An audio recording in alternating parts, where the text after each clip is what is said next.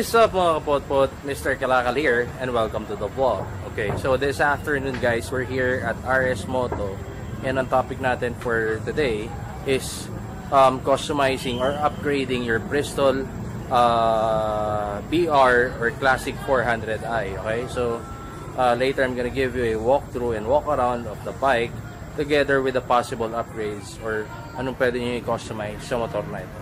Okay, so samahan nyo ako sa aking journey or sa aking vlog today and tayo yung mag-explore ano yung mga possibilities na pwede sa motor na ito. Okay? In 3, 2, 1.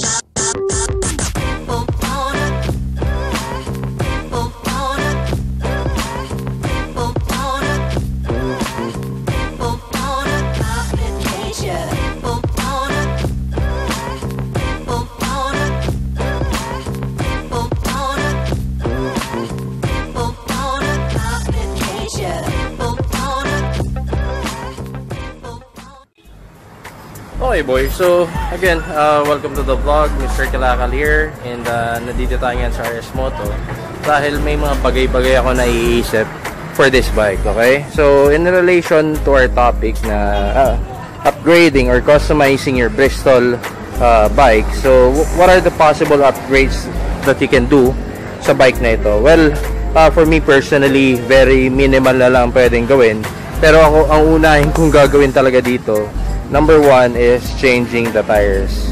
Dahil I've been using this bike for quite some time and I've noticed na sa ganitong weather conditions since tag-ulan, medyo nadudulasan ako.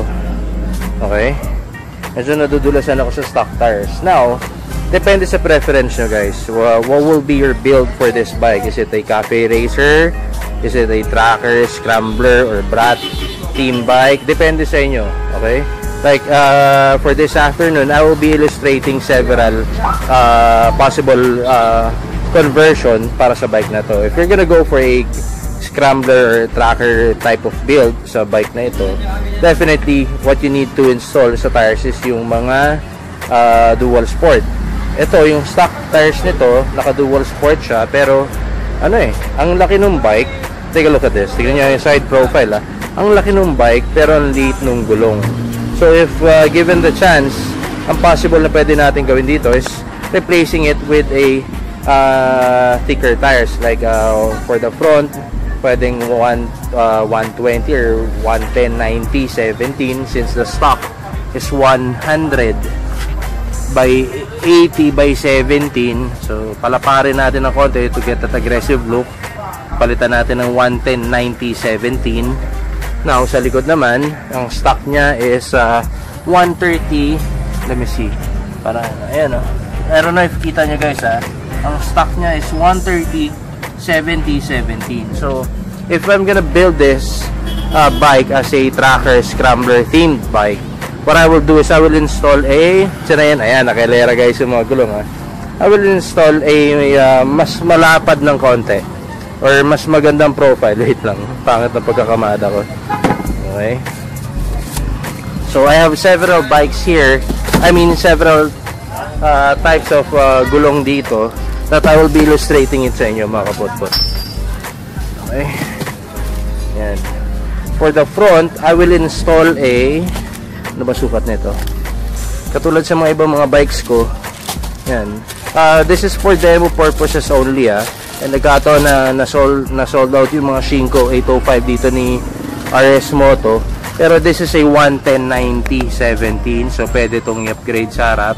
Now ipagtatapatin ko guys, tignan nyo, ayan so mas mataas siya, mas mataas and mas mataba.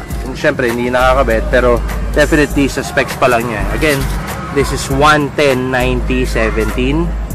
Stock is 180, 17. So definitely mas mataba since 90 series to, and mas malapad dahil 110 ang specs niya. Ayan So imagine niyo yan yung nakakabit na gulong sa mas aggressive siya tignan. Okay? For the rear naman, mas malapad yung 130, pero malapad naman yung rims Ang sample lang na meron ako dito is 120, pero it can go up to 140 kahit 150 sa Shinko 805. So kung may budget kayo, Shinko 805 ang ikabit ninyo. Ayan.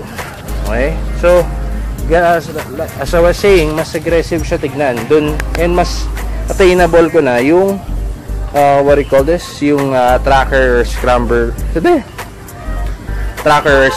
build for this project. Ayan. See? Look at the grooves, di ba? Okay, now, yun lang yung para sa sa tracker scrambler na theme, dual sport. So there are other brands that are available in the market sa ganyang klaseng gulong, like the Shinko 805, mas aggressive and mas maporma yung tread pattern niya, and mas bagay sa ating big bike na Bristol Classic 400i. Okay, so yan, tignan nyo guys. Try to imagine, ito yung nakakabit. I will post a picture na sample ng naka-groove na ganyan tires, pero hindi Bristol. Okay, so yan. So nakita nyo? So mas aggressive tignan yung bike, diba? Now, for the BR series or yung mga BR 400i dyan, yung mga naka-clip-on handlebar, so yun kasi cafe setup na yun, cafe racer setup na yun. Now, if you're gonna go for a cafe racer setup, hindi ko advisable itong mga dual sport tires kasi kailangan street tires ang gamit mo, kaya cafe racer. If you will try to search the history of cafe racer, yun nga, those are bike enthusiasts who's gonna go from one cafe to another.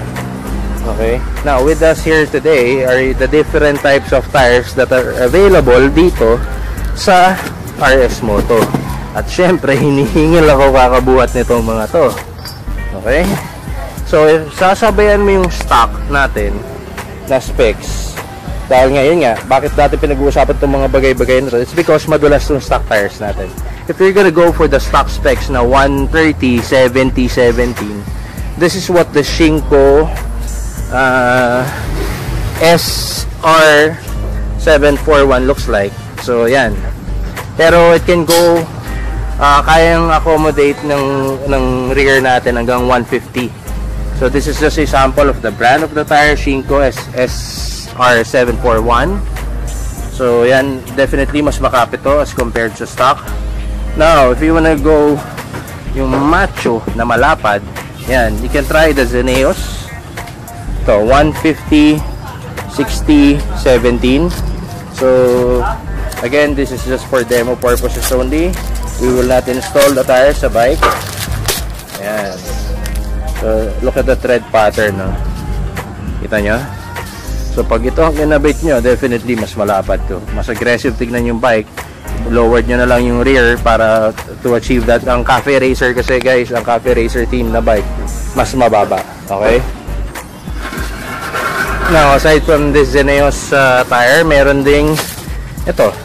If hindi kayo comfortable sa 150, meron ding sa Kenda, merong 140, 70, 17. Ayan. 180.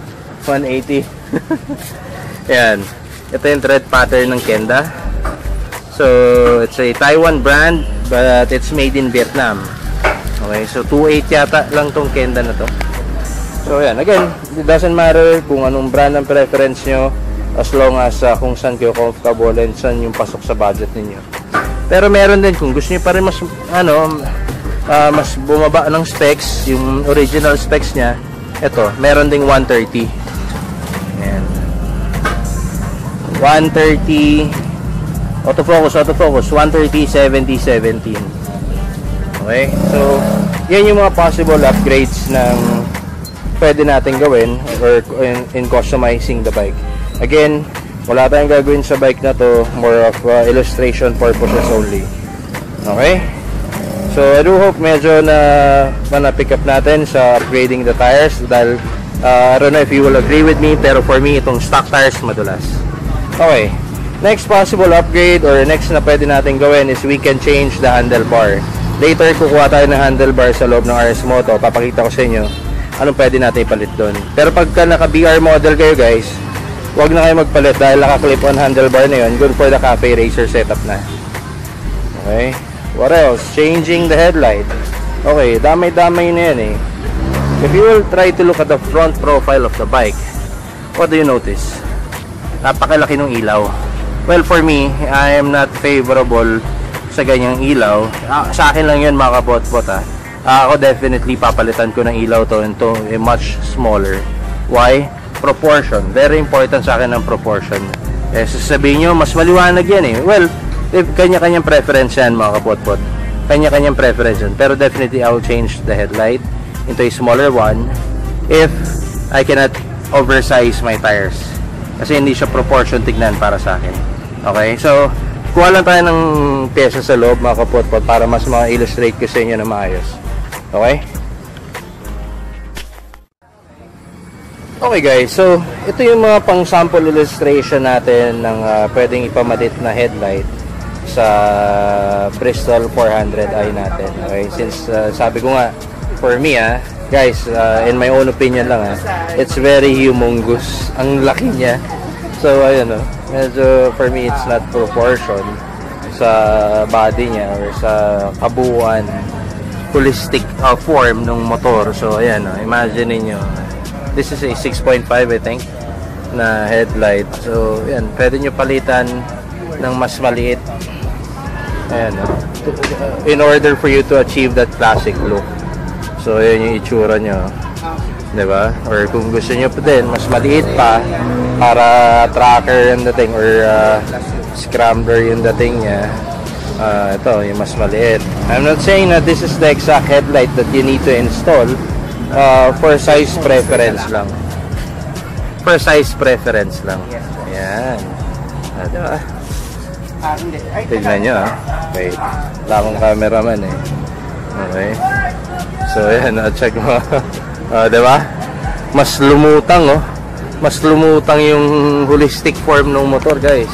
So bukod sa bukod sa what do you call this, bukod sa ganitong klaseng headlight, if you're not a fan of frosted headlight, may mga clear lens din naman na nabibili na available dito sa RS Moto. Naubusan lang sila na stock pero pwede naman mag-order. I'll just post their Facebook link on the page, or I mean their Facebook link on the description box down below. Okay? So yan diba? Mas bagay tapos Nabi tires 5805, boom. Diba?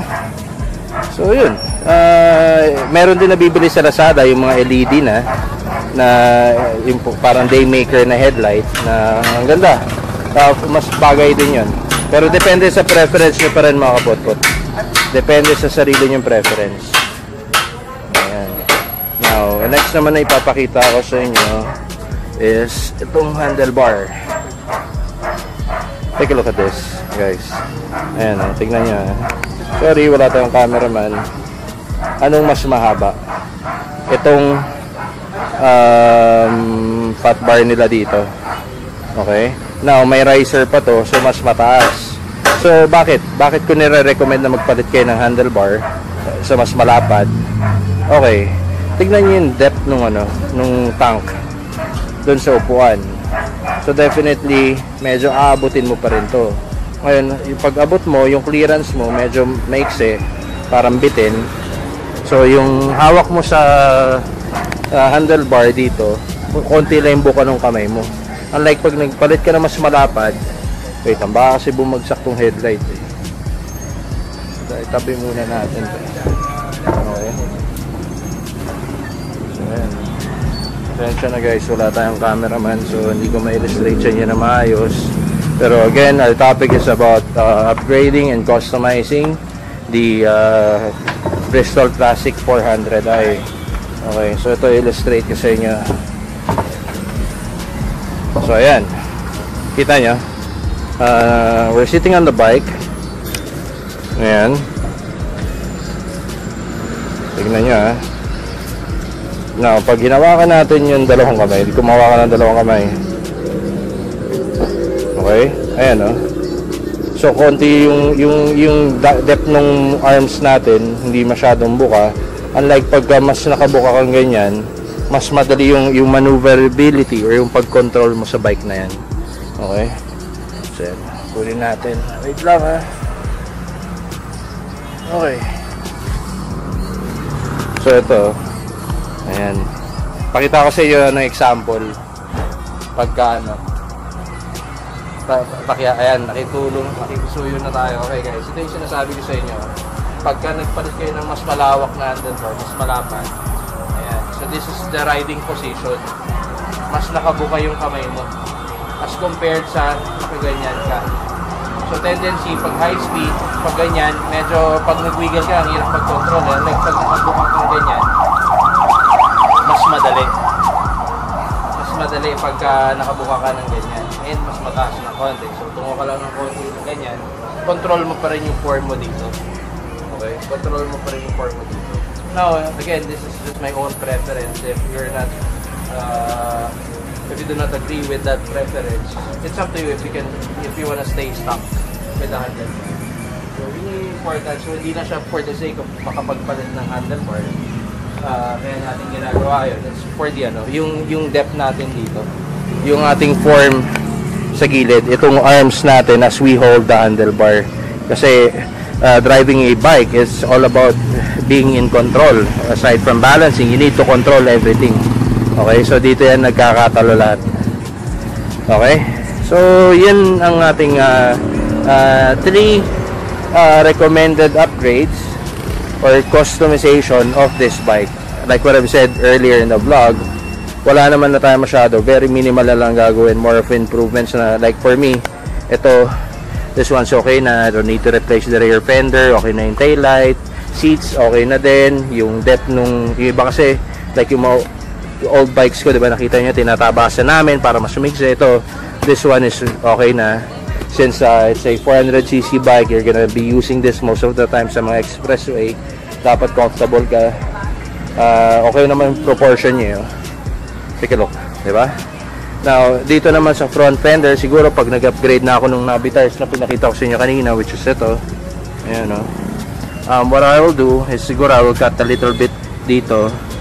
Ayan, para mas ma-emphasize yung gulong. Okay?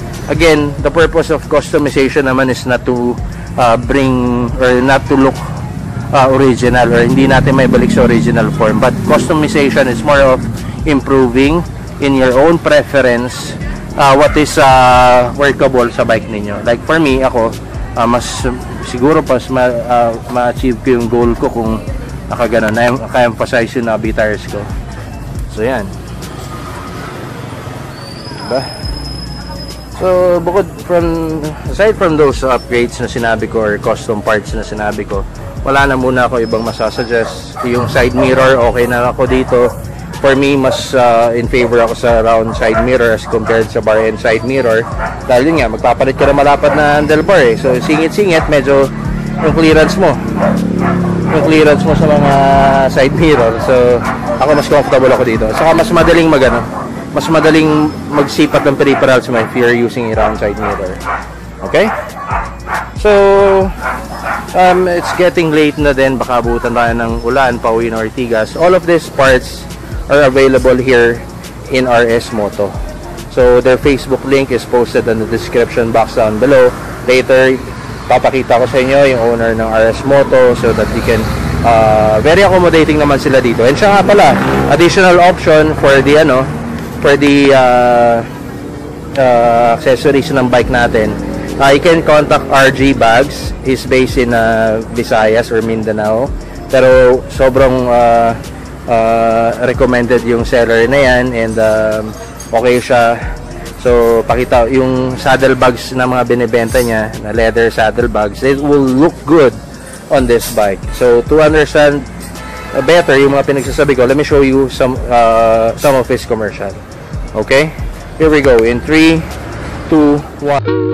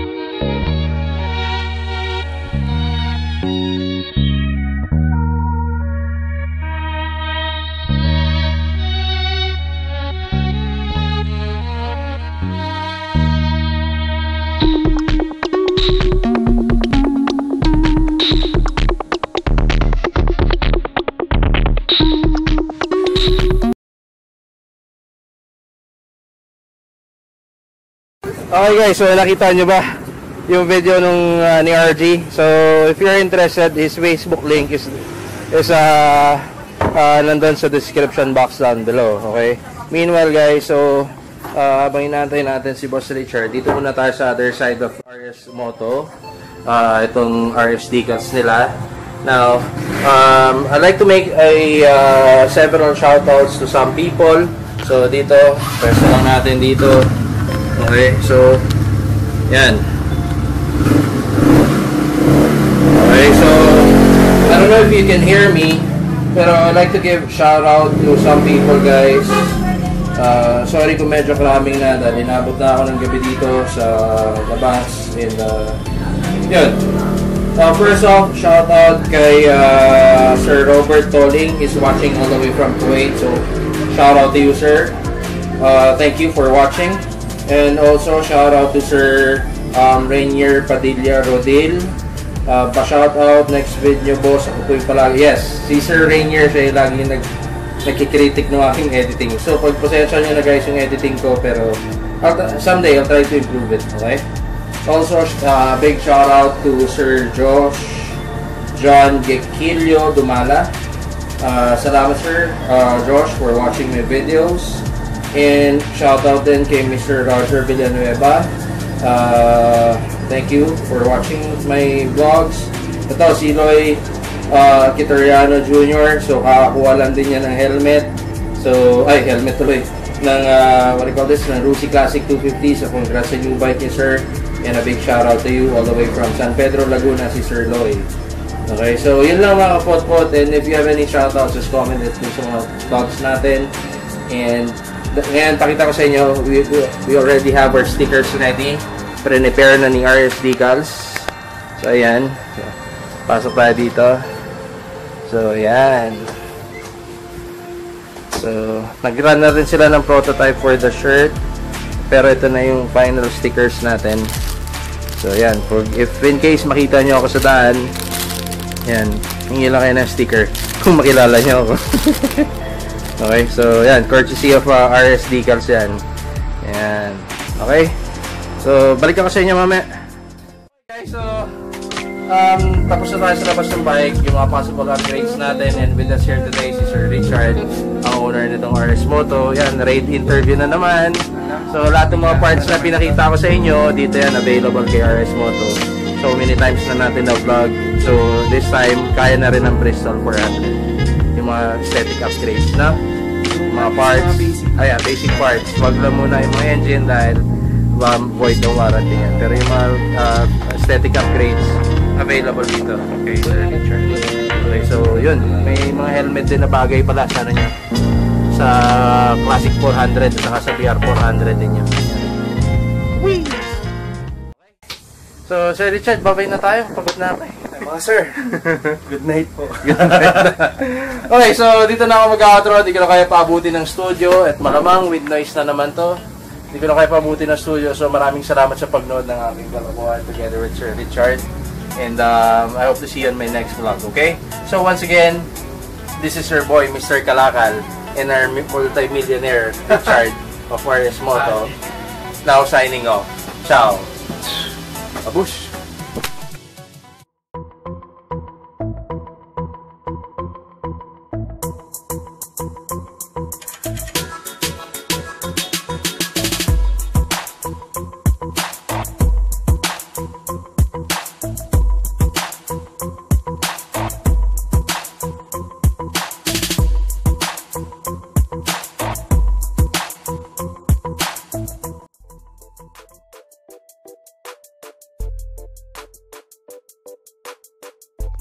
Yo, I'm Evo Manila and I'm supporting local custom scene. See you at Mancatrono 2 Custom Cult Bag Show. Alright. Hey, yo, what's up? It's your boy Earl, and I'm supporting the motorcycle custom scene here in the Philippines. So see y'all at September 14 and 15 for the Monkey Throttle Custom Cult Bike Show. Alright? Peace. What's up? I'm Angelo Coronel, and I'm supporting Monkey Throttle 2 Custom Cult Bike Show. See you there. What up? This is Melvin from Cafe Racer Club of Rizal. We're supporting Monkey Throttle Custom Cult Bike Show Year 2. So sa lahat, kita-kits tayo dyan. What's up? This is Vico from Antipolo, and I support Monkey Throttle Custom Cult Bike Show Year 2. And it will be held in Cainta Municipal Center. That will be on September 14 and 15. Kita-kits tayo doon. Ay, babush!